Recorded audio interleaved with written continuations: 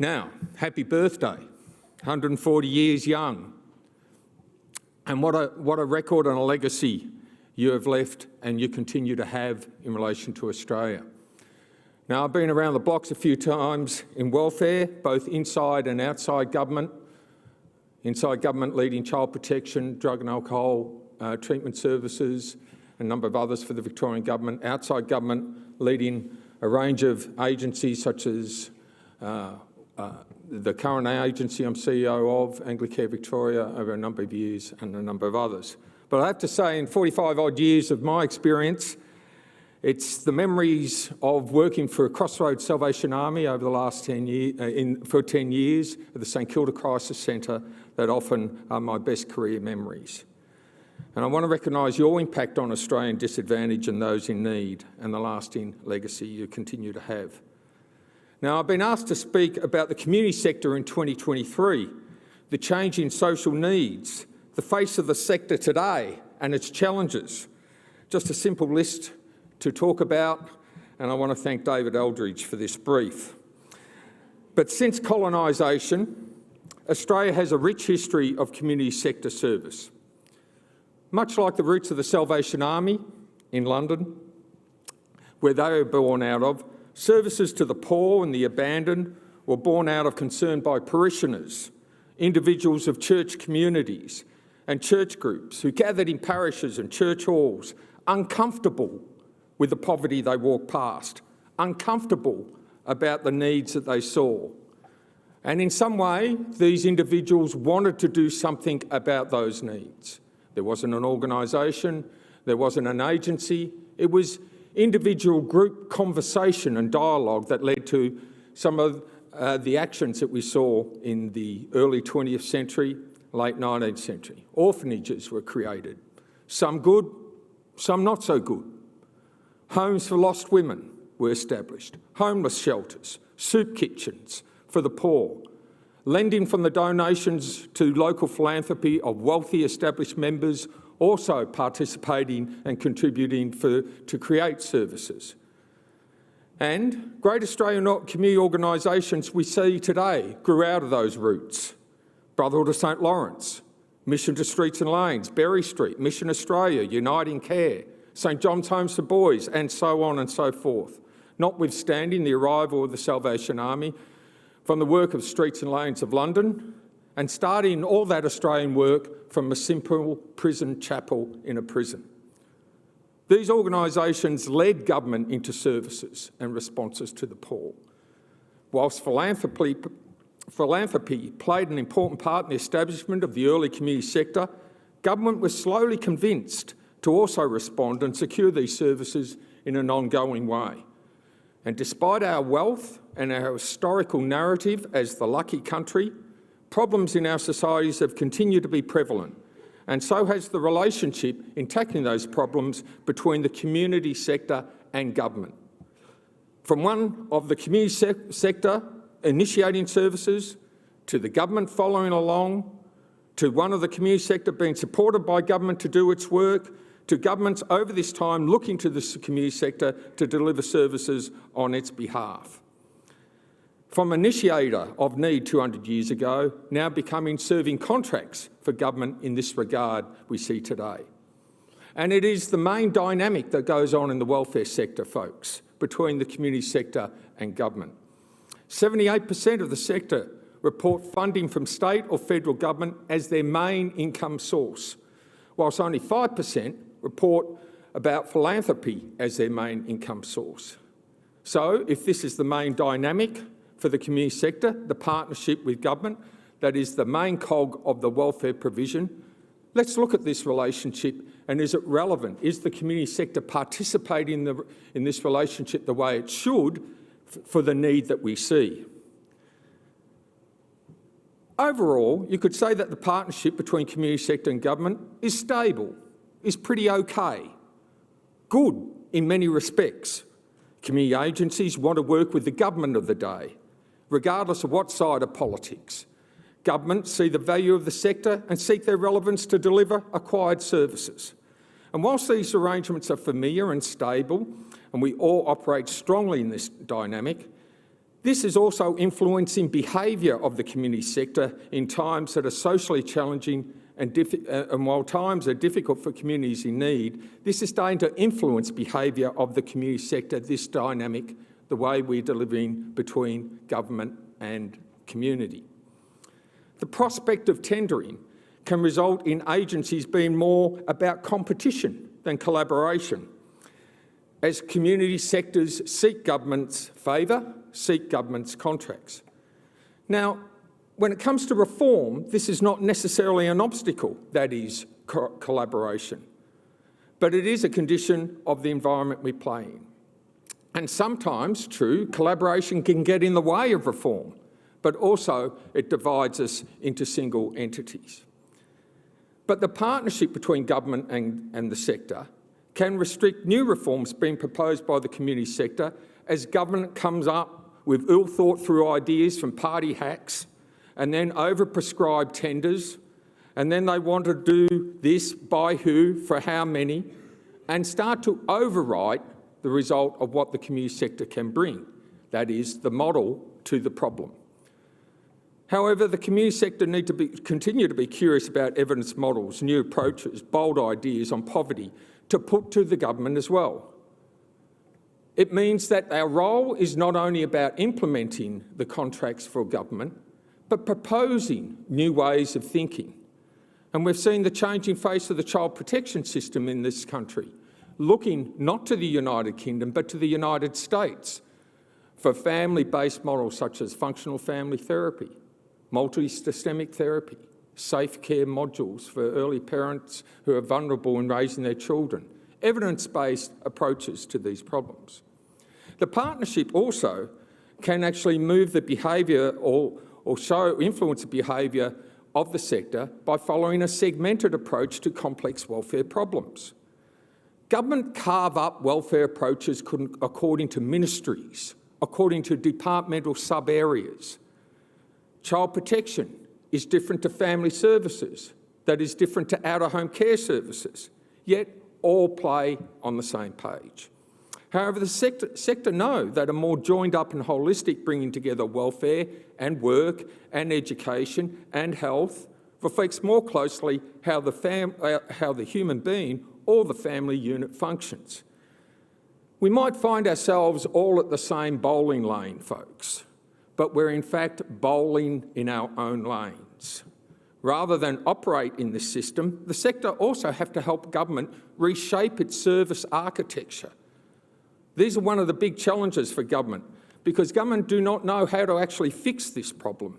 And the sector needs to start to bring attention and help and assist government in how to construct its services more orientated to cohorts such as family, such as young people, such as groups, rather than the welfare system being reflected in its programs very much in relation to the individual problem. Finally, in this dynamic, it also means that the chase for growth, community sectors start to work across the human service discipline. It's not unusual to see one agency, one community sector agency, doing aged care, doing out-of-home care, and doing childcare all together under the one agency, despite the differences in human intervention. Creating many community sectors as, and it can be argued as good, multi-programmatic and arguably reliable and very good managers and providers of service, but possibly diminishing the possibility for those agencies to be leaders in their particular social policy area, and more like good managers rather than leaders is what we're seeing at the moment. I'm of the view that less is more, that a community sector need to have leaders in specific social policy cohorts, youth, the family, the elderly, the single, and not be good all-rounders in all areas of need. Here, I think the community sector could take stock and create further reform if it saw itself as limiting its mission but tripling its thinking within that mission. And finally, the contractual responsibilities also lends itself to reform by incremental improvement in Australia. Most of our welfare reform, folks, is incremental improvement. Yet there are problems that are not getting better by incremental improvement. Home stretch, extending care from 18 to 21, where many years government's saying all we need to do is improve leaving care, an oxymoron in the English language that I don't quite understand, but all we need to improve is leaving care for the 18-year-old, yet they continue to pile up in our homeless refuges. And Homestretch said, why do they have to leave care in the first place? Let's extend care, not improve leaving care. And we challenge what is right rather than what can be improved. The sector tend to be locked in to incremental improvement. There are still big issues that demand our attention despite our wealth. Indigenous disadvantage. 1 in 4 women are experiencing family violence in this country. Cost of living, wreaking havoc across families. 6% growth in out-of-home care. 50% of our young people locked up in juvenile justice are of Indigenous origin. So we've still big problems to tackle despite of our wealth and largesse. How does the community operate in this marriage with government? Are we cutting through? Have we got the right strategy in engaging government? Or are we having impact on government? Now, the relationship is often with government respectful and earnest, and budgetary commitments are there but are often slow. But the fact is, let's be blunt, governments can be more punch down than lift up.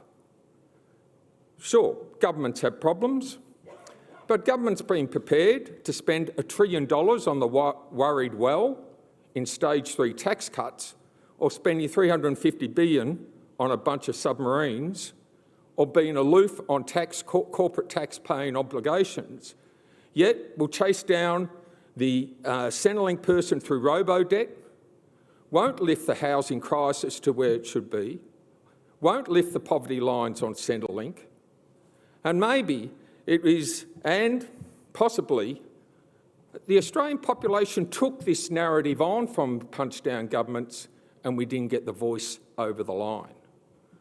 So how should the community sector respond in these times of high social need with distracted and slow-moving governments? With these challenges, it has to get smarter about engaging government. Reform is possible. Change does happen. Governments have money if they decide to choose to spend it. But we have to shake ourselves out of the trance that we are in this government-community sector relationship and realise several things. Firstly, decisions by governments are made with problems being, first of all, it needs to have problems being accepted. Our role is not to approach governments with our problems, but to approach government on the basis of their problems. Governments are absolutely distracted by the social problems that are occupying their mind and are interested in new ways to prevent downstream spending. The sector should not walk into the bureaucrats' room saying, oh, you're hurting me on my unit price, or I'd like to grow this, or I'd like to grow that.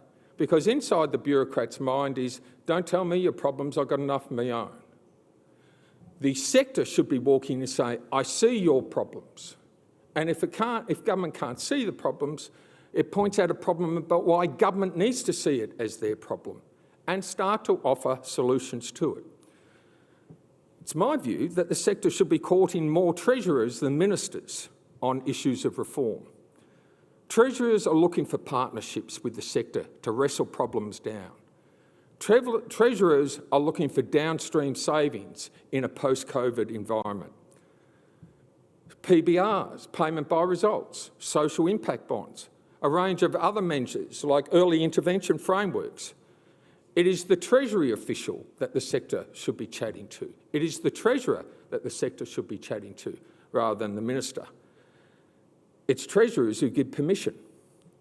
And it's Treasurers who want to provide funding for both economic and social aspirants. In relation to the home stretch announcement of 8 different governments I can tell you that 3 governments made extended care, the decision to extend care to 21, not by the Community Services Minister, but by the Treasurer themselves. They have both financial problems and social aspirations, and that central agencies are a player in tackling down problems. And you might think, again on home stretch, what would Premier McGowan say in his farewell press conference when he was finishing up as Premier of all the big mining, all the big infrastructure, all the big economics that he provided, all the shutdown he provided during COVID? What was his proudest moment? And Premier McGowan said this: extending care to 21. Don't underestimate the social aspiration of premiers and treasurers, but the sector tend to actually need to think and start to bring largesse of what they can offer to that. I had a treasurer who said, Paul, why don't we actually do private-public partnerships in relation to private-public partnerships in relation to the community sector? I do it all the time in tunnels and trains and prisons. Why don't I do it there? And that the sector is not posing these interesting models of inquiry, and that the Salvation Army, in a sense, as we've just heard, possibly has the largesse to do some very interesting things with a government wanting answers to some very significant problems. In relation to where else we should go in relation to this, in relation to reform, we need to see that, in conclusion, behavioural shifts by the sector need to push government along, to not get distracted on so many social issues. Focus on less, not more. For the community sector leadership, they need to personally take on some of these issues, to be persistent in their pursuit, to see their goal as a leader of services of not running the best organisation, but creating an organisation that is in fact having a further goal rather than the best organisation, and that is to be a system changer in the systems we work within. We see a lot. We see a lot day to day in the homes, on the streets, in our shelters. Our job is not only to serve what we see, our job is to communicate what we see to governments about how they can prevent or how they can respond creatively. It's important that community sector leaders stay connected with the front line, no matter how large they grow. When I walk into government, I know what they're thinking. They're saying, who's this tosser? Here we go. He's going to lean on me for something, and the shutters go down. As a CEO, I never assume they are thinking otherwise. However, I have to win them over. I have to win them over because I represent an agency. Do I know what's going on in my agency? And despite the largesse of the organisation I manage, I still go to a different residential unit every second Monday afternoon, have done for years. Leaders need to stay in touch with the front line to actually encourage and mobilise their organisation, that they're aspirant, that they matter, but importantly, they take that message to government. Now, the Salvation Army come to the table in spades with this regarding the presence and stepping forward, as we heard from the Minister, Minister Lee. But I don't pretend for a moment, as he said, you're in the kindness business. I thought that was an interesting comment, listening to him. Well, you may be in the kindness business, but that's not your core business. Your core business is to move governments, move in this relationship we have in Australia between community sector and government, that we take on the mantle, that it is our job to move a government to where the policy is. It is our job to fix the fault or the deficit that we see every day. And as we know, reform comes from outside government. It is part of our DNA to do this. In closing, I was up in Sydney over the weekend and I went to the new art gallery. Very nice art gallery. But there on the wall, about the size of that wall, about 25 metres by 10 metres, is this video. And this video is a futuristic video of Indigenous Aboriginal people and Maori people coming together across the waterways. Now, I'm not going to tell you about the video. If you get up there, have a look. But it's based on this proverb: walking backwards into the future. And for us, when we have I opened my comments with the roots of where we began as community sector agencies, by concerned individuals looking at the poverty in front of them and doing and acting. So we as a community sector, in our relationship with government, need to walk backwards into the future and remember what drives us, and to see the wrongs and the deficits, and knowing that it is our job to influence that change, our job to create that change, to mature and to reflect the mature relationship that we think we have in relation to the community sector and government, to bring that to the fulfilment of the people we serve. Thanks very much.